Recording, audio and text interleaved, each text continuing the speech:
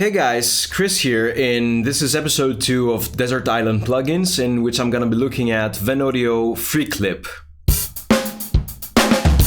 So Venaudio FreeClip, as the name suggests, is a free tool, and you can download it right now. There's a link in the description, which is a soft clipper. And what a soft clipper is basically kind of like a limiter, but the difference is that when limiter is actually applying gain reduction, the soft clipper will actually clip the top of your audio waveform and will squash it down to keep it below the threshold, but without applying any gain reduction to the rest of the signal. And depending on the algorithm that you will set on your soft clipper, it will result in some kind of saturation and additional harmonic content. So let's go into Cubase, where I have prepared a little session here in which I've loaded two things. One, I've loaded this kit from BFD 3 that I'm working on.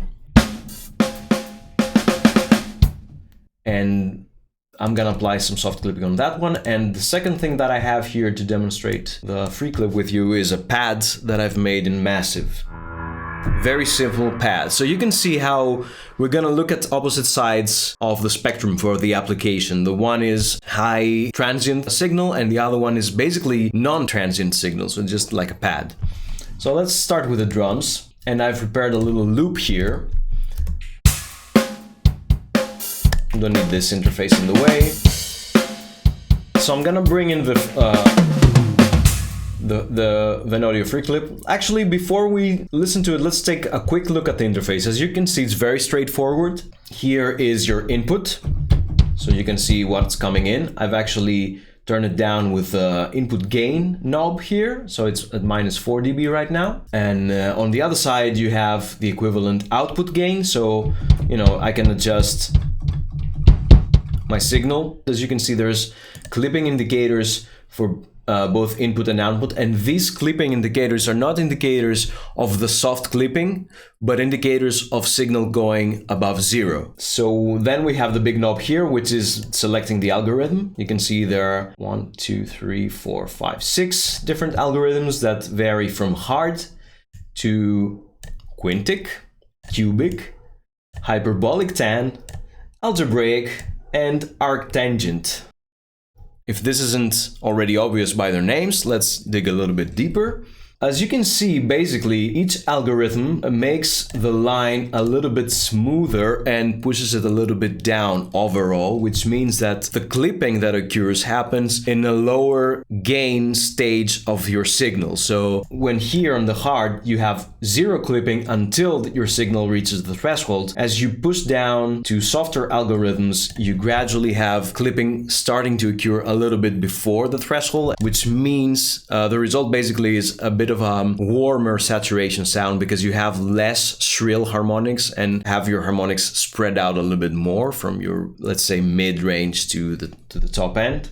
Then you have your clip ceiling, and this is arguably the most important control after the algorithm, in which you can control at which point the clipping begins. Again, the difference with the limiter is that it's pushing gain down in the overall signal, hence you get effects like pumping, while on the soft clipping you always introduce saturation via additional harmonic content because of the squishing down of only the top end of what comes above the threshold. Then we have the last thing, that's oversampling, and this means that this plugin can oversample the incoming signal into a higher rate than what your DAW is working on. You can oversample twice, 4 times, up to 32 times, and that's why it comes with a warning that it might cause a high CPU usage. Actually, one of the reasons I love this plugin is because it has a very low impact on your CPU. It's really light, it has a beautiful sound. So here you can select 3 types of oversampling. You have no post oversampling, which means that there's no oversampling gonna take place after the signal has been clipped. Then you have post oversampling clip at 0 dBFS, which means there's gonna be an additional clipping via oversampling, not at the threshold, but when your signal reaches this top right here. So when it goes into the actual red, and to demonstrate it, I'm gonna push the signal a little bit. So now there's clipping going on here, and depending on your oversampling, I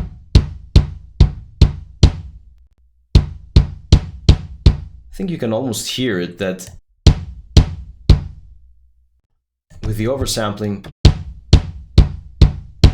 basically, the more detailed your oversampling is, the cleaner the post-clipping will be, so it will not affect the sound. And finally, there's a stage that you can actually select to oversample at ceiling, so at the actual threshold. So have your first stage clipping be more accurate and be more detailed, which also will eventually result in a softer sound. For example, if you want to use it to tame some weird picks or stuff like that, then you might opt for that. So now I'm gonna put it on hard and basically have it on a state that when I start playing my loop, it will actually do nothing. And you can see the feedback here that shows the white signal is the one that is not affected. And you can see there's like a barely red line around the signal that you will see that it will go redder as we squish our signal. So let's play. And I'm gonna start lowering my ceiling so we can see how it affects the sound.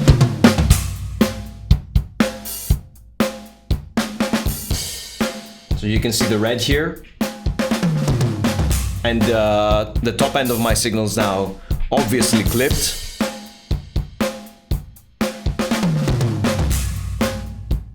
And I'm gonna change the algorithm.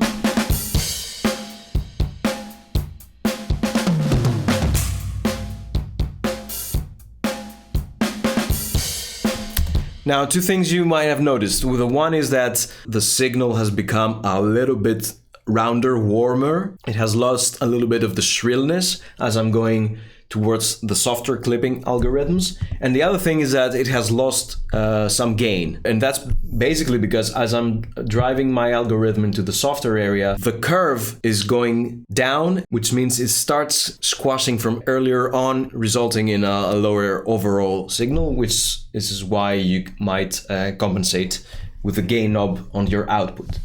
So this is basically it. It's a very straightforward, very simple plugin, but as you can hear, it sounds wonderful. It's just so nice.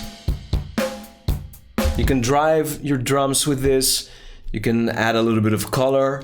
And what I wanted to show you is, while I'm using this all the time, most of the times I'm not using it as an insert. And that's partly because it doesn't have a mix knob, which would be a nice addition. And also another nice addition, maybe it would have an automatic gain compensation. So once you're driving your ceiling down, it would boost your signal, but still very happy. And this is again a free plugin. And if it sounds that good, I'm just happy with it already. But a way that I'm using my plugins most of the times, especially such as these that colorize the signal, is to use them on a send. I have it here on a send track and I'm gonna start blending it in.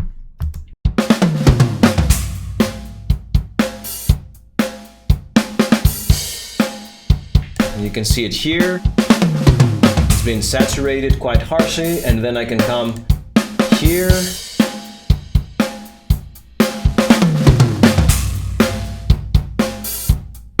Listen to this. Oh, sounds so good.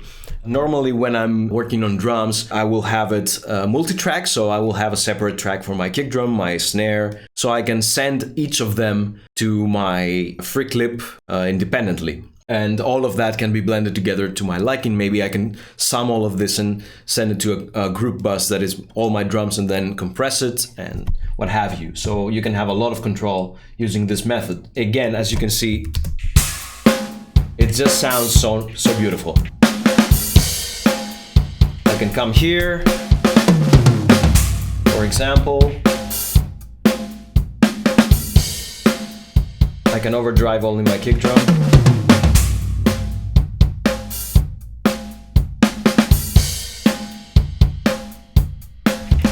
Etc. Alright, so let's take a look now at the other use, which is on a soft pad. So I have a basic soft pad here that I've designed on Massive. Just a little bit of resonance on my filter.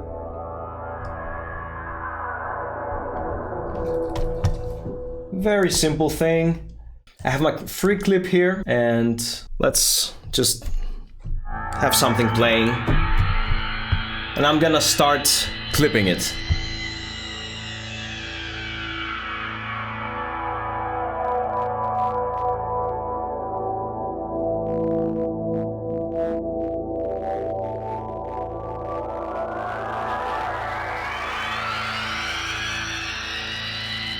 You see, it sounds a little bit harsh.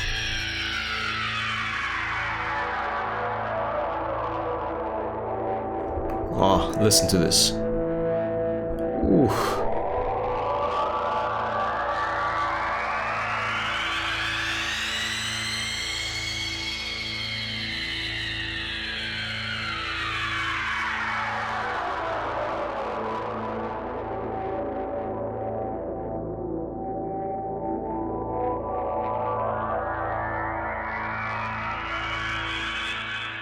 And there you have it. So you see how on a situation like this, where you have a soft pad, it will just start saturating those little peaks and will just introduce this harshness and this texture to your sound. I don't know about you, but this sounds like super sweet to me. I love this kind of sound, this textured thingy. I use it all the time. I love things that are just a little bit wrecked, a little bit used or something. You know, they feel like they have some history, some age.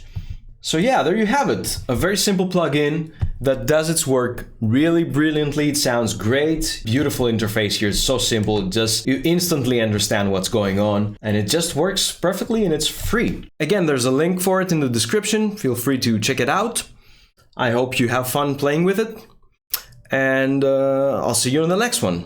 So that's it for the second episode of Desert Island Plugins, and if you like this video, you can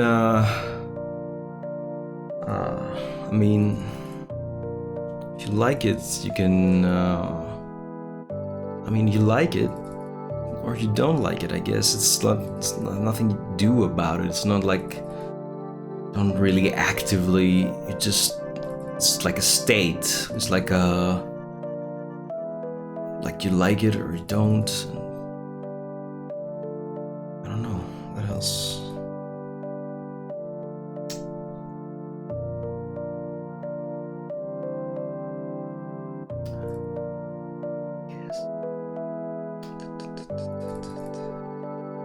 Oh yeah, you can buy my stuff.